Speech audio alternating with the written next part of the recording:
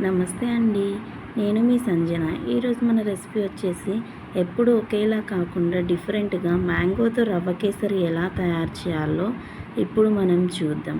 మీరు కూడా ఇంట్లో ట్రై చేయండి. చాలా ఈజీ మెథడ్లో ఎలా చేయాలో చూద్దాం. మనం ముందుగా 2 పీల్ అవుట్ చేసిన మ్యాంగోస్ తీసుకోవాలి. అవి చిన్న చిన్న పీసెస్లా కట్ చేసుకుని ఒక మిక్సింగ్ జార్లో వేసుకుని మెత్తగా గ్రైండ్ చేసుకుని పక్కన పెట్టుకోవాలి. అలానే వేరొక ప్యాన్లో 2 కప్పుల రవ్వని వేసి స్టవ్ మీద పెట్టి లో ఫ్లేమ్లో వేయించాలి.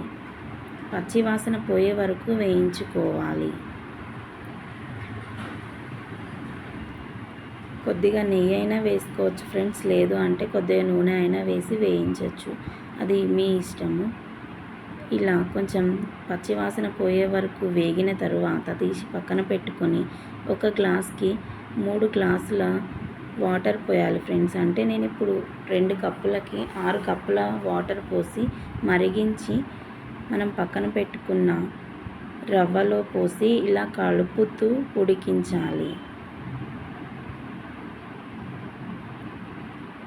ఉండలు లేకుండా సాఫ్ట్గా ఇలా కలుపుకున్న తర్వాత ఒక table spoon food colour, yellow food colour వేసి కలుపుకుంటున్నా ఫ్రెండ్స్. ఫుడ్ కలర్ ఆప్షనల్, మీకు ఇష్టం ఉంటే వేసుకోవచ్చు, లేదంటే స్కిప్ చేసుకోవచ్చు ఫ్రెండ్స్.